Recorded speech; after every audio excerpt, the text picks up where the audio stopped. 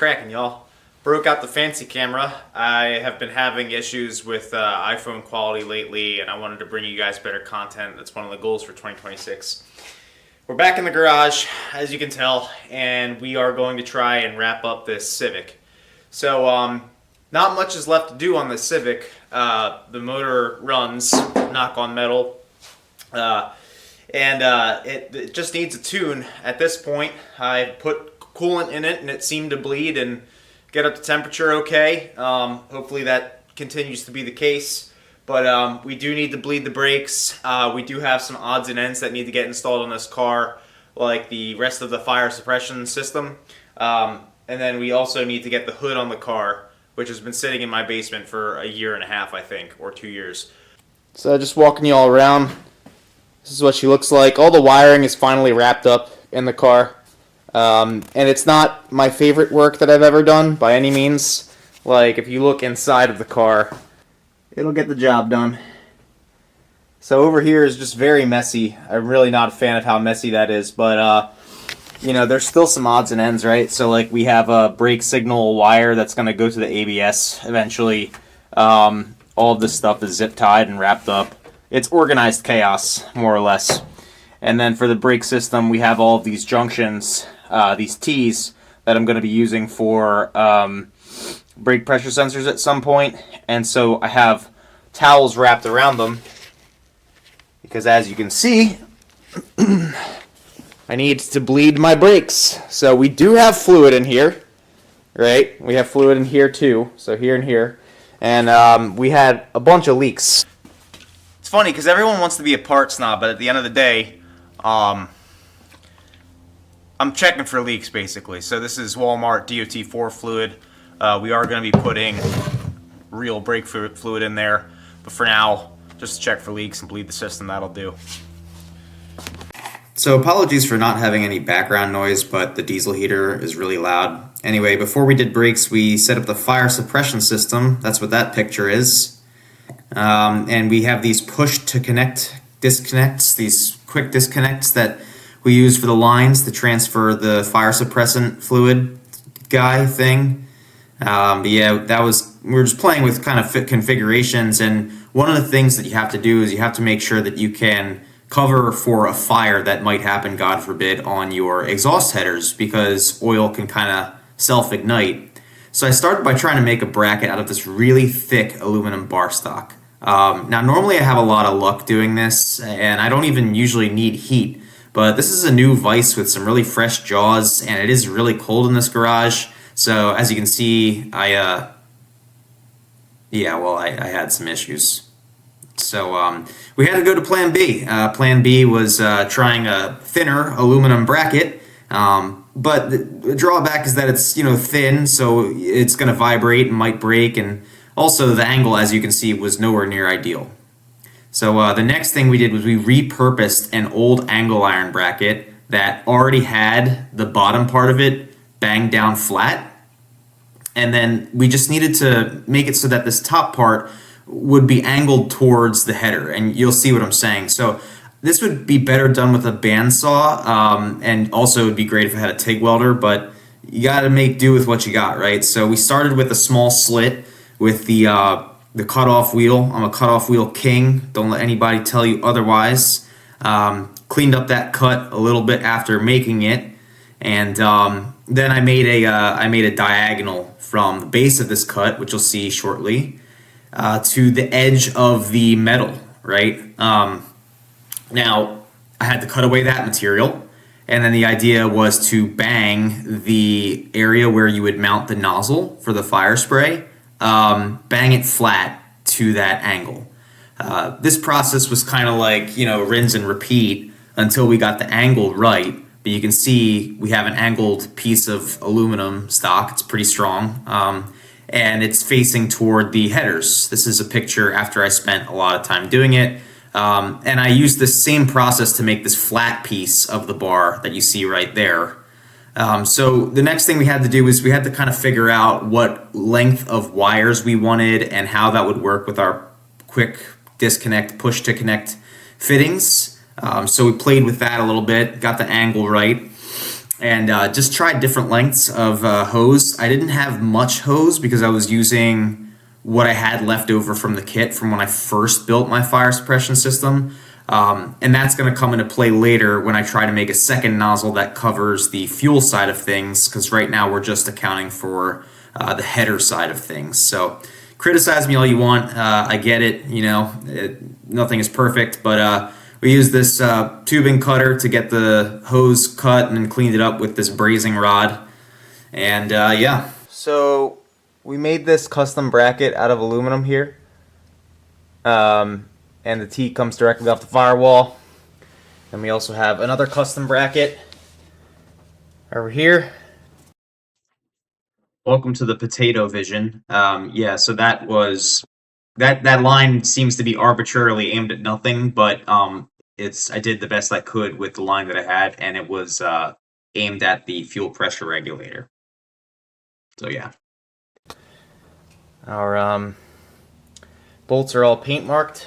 And now we're going to throw the hood on the car. So I got this hood for a really good deal from my good friend Jackie Andrews. This has been on 2 race cars though, not just hers. And so it's a little bit rough, but it's not, for the price, it's an insane deal. So I've parted out some Hondas over the years, and as a result, I have a bunch of bolts. Lucky me.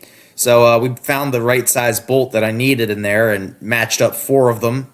We were really delicate with the threads, and then basically got the hood on the car by myself. Yours truly. This is a display of great strength and grace, or something. That's my head, I think. But yeah, we basically just laid it down first, and then after we laid it down, we got it propped up in the air. That allowed me to attach the hinges on either side one by one. And it took a little bit of time, but with some finesse, it worked okay. Didn't torque the bolts too tight because I didn't want to break anything, but once I was done, it all came out and looked pretty good. So happy with that. All right, so we have Tony here. And he's here because he's a good friend, but also we are bleeding the brakes in his car finally. So it's day 2 in the garage. I got some stuff. Got some stuff from Temu. So I got some sweet boxes here. As my autofocus is on. Got some sweet boxes to hold my gloves up. I got, yeah, look at that. And this thing does not focus, bro. This camera does not focus. Beautiful bolt. Look at that bolt. Magnets that hold so well. That bolt, son. Hold on, wait. Look at that. Rock There you solid. go. Yeah. So we got some Temu stuff going on. We also got this sweet little like storage rack guy kind of deal, and that's for like spray cans and Product stuff. placement. We got whatever that is. We got a oil filter cutter. Tony's modeling that lovely. There you go. There you go. Get it. And then we got some magnetic shelves here. Again, not focusing. I don't know why. And then magnetic shelf back there. And I think that's all we got. We also got some new DT connectors here. So just to replace the ones that I've been using to put this car together. But we're going to recommence bleeding this thing. I had some loose lines down here as I was showing you guys. Had to tighten those up. And yeah, now I think we're pretty much ready. So I'm gonna throw this guy in the driver's seat so he can pretend he's me, make car noises. If I fit, yeah, that'd be great. Oh, that's a compliment. Thank you. And then we're gonna bleed the brakes with the best brake fluid in the world, by the way. Not just tech. It's Super Tech. Yeah, there you go. Walmart, baby. Walmart. Okay, I guess pump it. 1, 2, hold. This one had air in it, I think. Yeah, I'm not getting any depression. I'm at the floor. All right, go ahead, let go. Okay. Pump it up. 1, Is it better?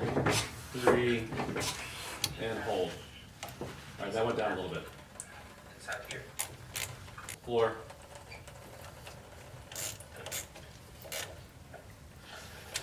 All right, go ahead and tell me how it feels. Any different?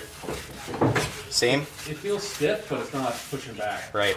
Until I get down to the bottom of the third pump. Well, I'm not really, I think this side is bled. I can't really tell without the hose, but... Well, did you get both bleeders? Yeah, I did. Okay. Alright. Go ahead and pump. 1, 2, 3, 4. Okay.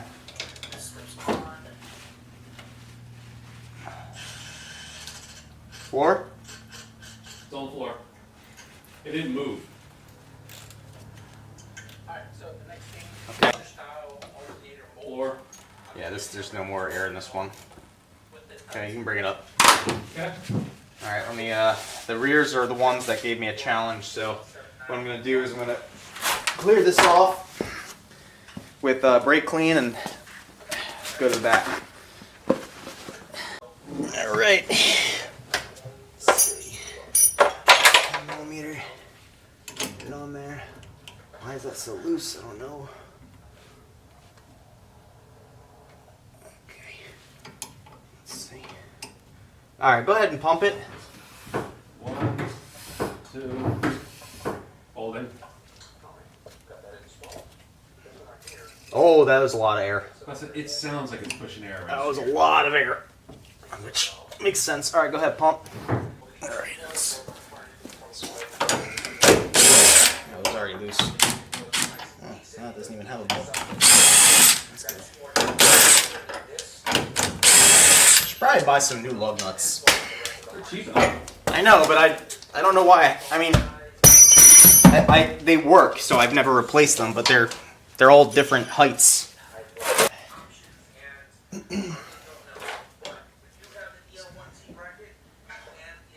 All right, sir, go ahead and start pumping it. All right, ready?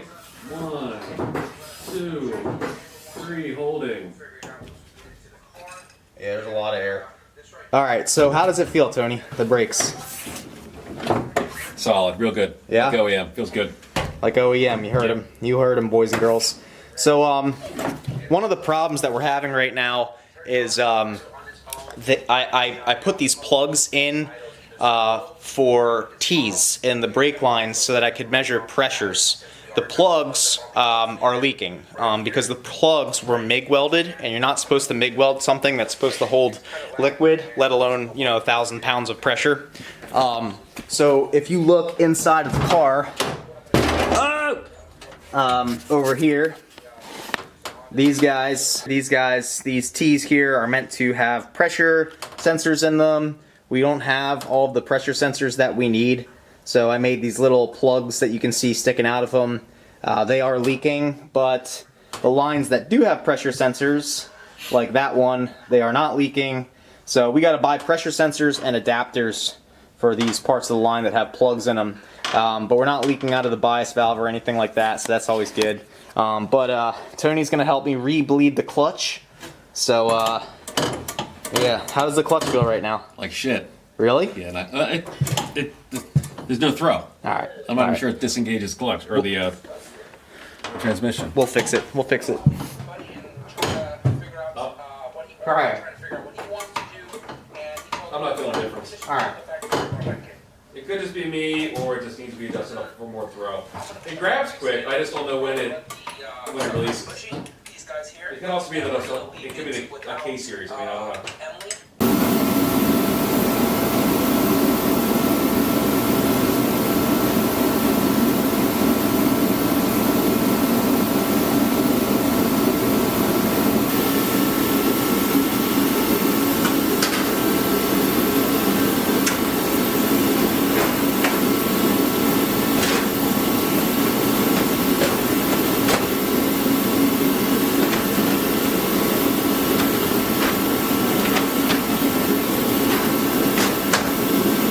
We have one single rear brake / tail light thing happening.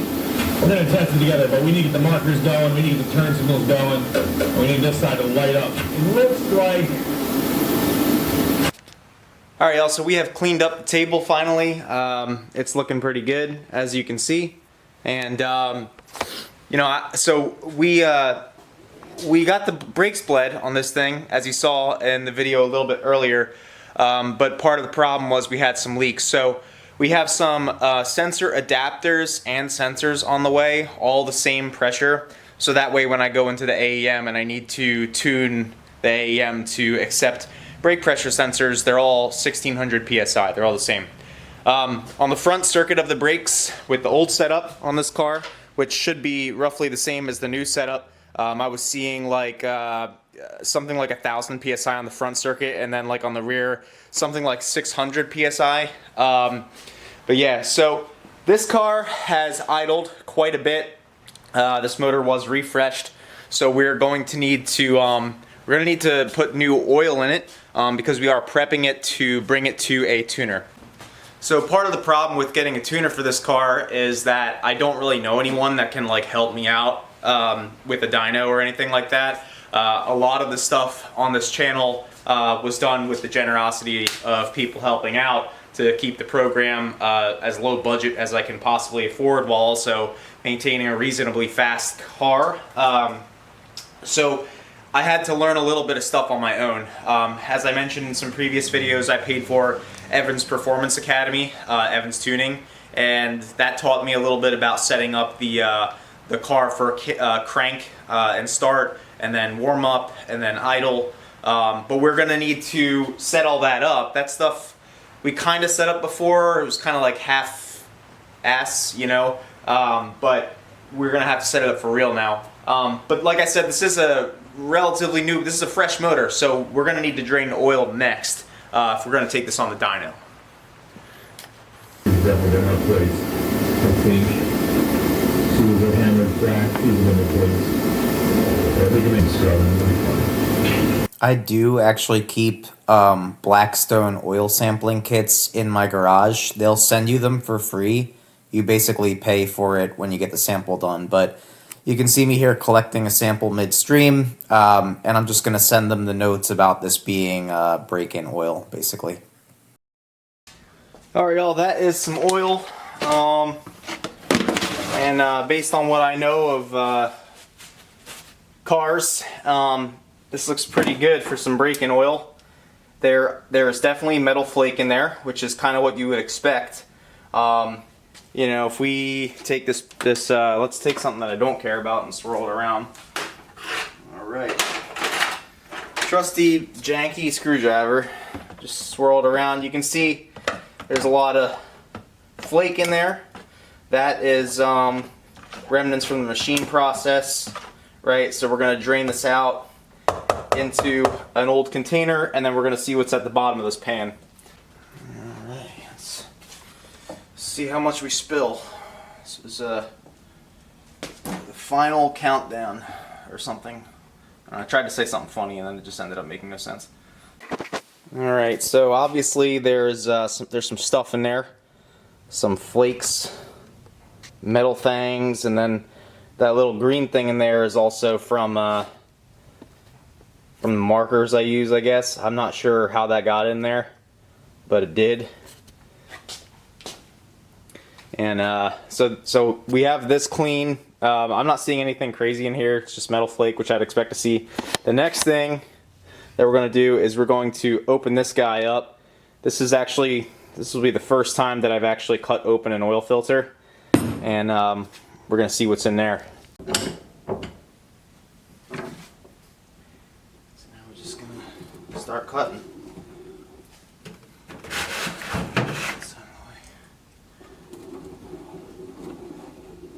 Well, that was quick. I was not expecting it to go that quick. I was told these filters are extremely difficult to take apart. I was told they're quote-unquote built like tanks. So we'll see if we can actually get this out. Oh!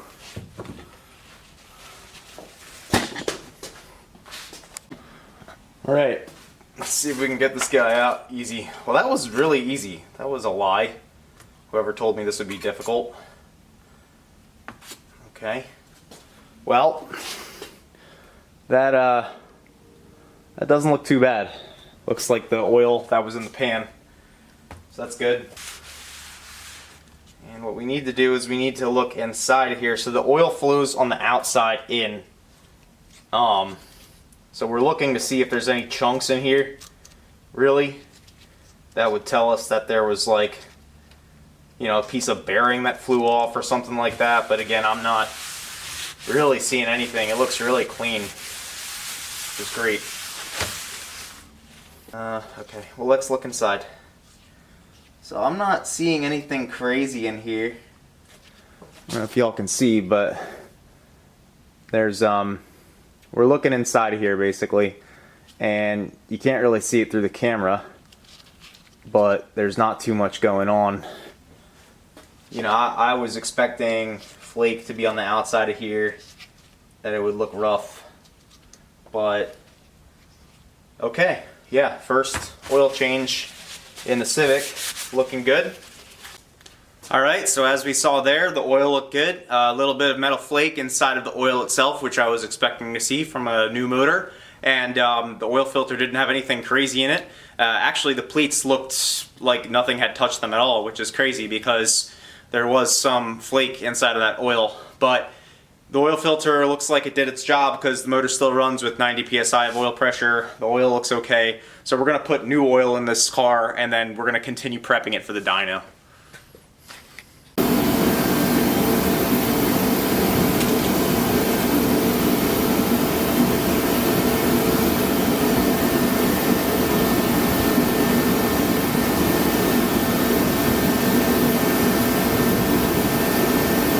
After we topped off the oil, we got started installing our quick release for our steering wheel. This is an NRG version 2 on an eBay steering wheel hub adapter. The NRG version 2 I was not very happy with, and the eBay hub adapter was also not that great, but for years I've been running the same D-shaped steering wheel that was never aligned straight and was kind of beat up, so I wanted to replace it with something nice, so I got this suede one, a Momo, and I'm even wearing gloves. Look at that, trying to keep it in good shape. So we got it installed, and there was a lot of play. Really didn't like that. So you don't see it in this video, but I actually went back to the original NRG version 1 hub. But yeah, there was even play in the eBay hub adapter, so no bueno.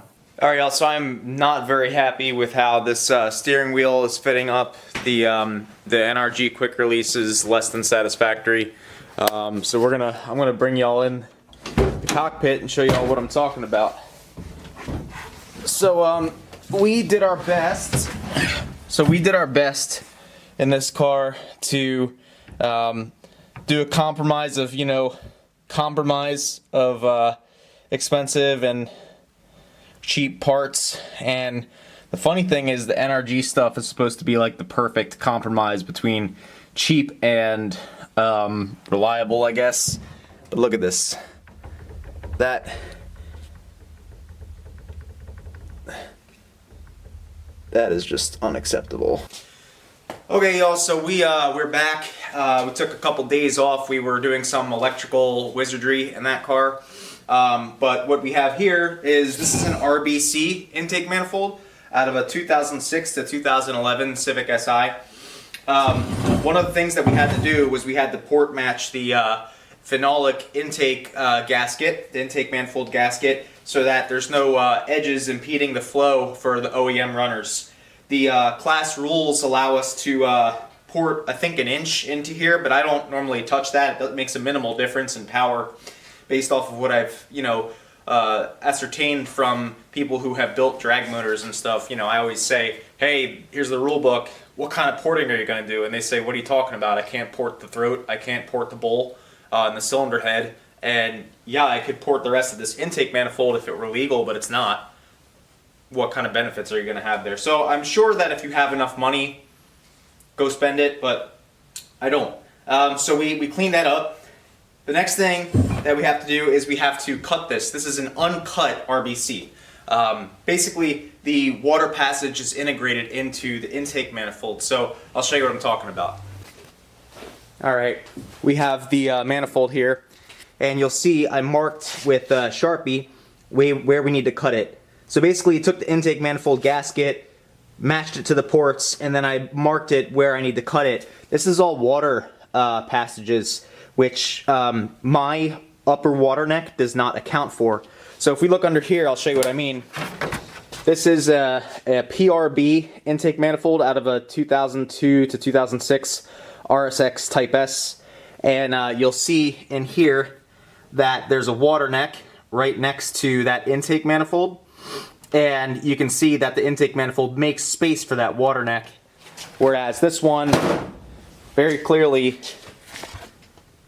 does not. So we got all the surfaces cleaned off basically. Most of the boxes in here sealed off. That way we could make sure that we're not getting aluminum shavings and everything. Obviously move the cigar, but yeah, so we're gonna be doing some aluminum cutting and making shavings, y'all. It's not fun. Filler audio, filler audio, filler audio. This is filler audio, filler audio, filler audio, more filler audio, filler, filler. She's taped up. So we have plastic shavings in here already from when I was port matching that intake manifold gasket, but I really don't care. Those are a lot easier to clean than aluminum shavings. So we're covering up all of the ports so that when we do this cut, the aluminum shavings don't go inside and make it harder to clean. It's all going to need to be cleaned anyway, but we're going to try and minimize the amount of cleaning that we have to do.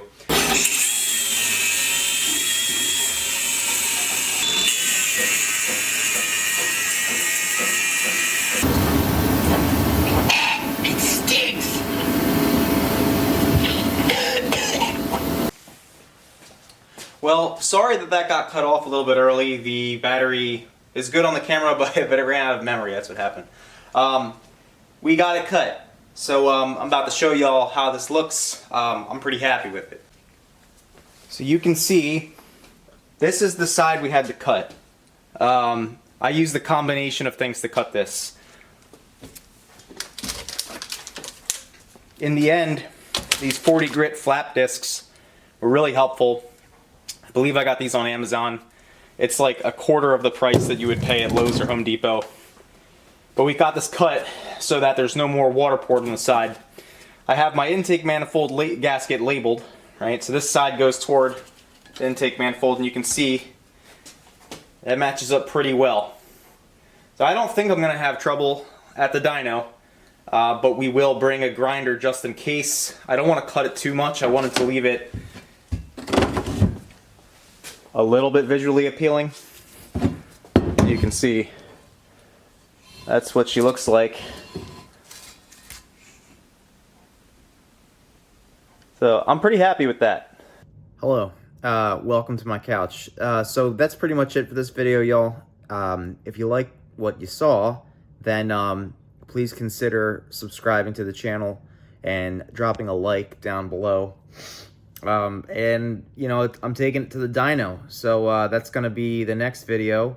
Let me know what you think the car will make in terms of power numbers. It's stock K24 A1 with bolt-ons, so not very fancy. Anyway, y'all, EJ2 Track Rat channel. Peace.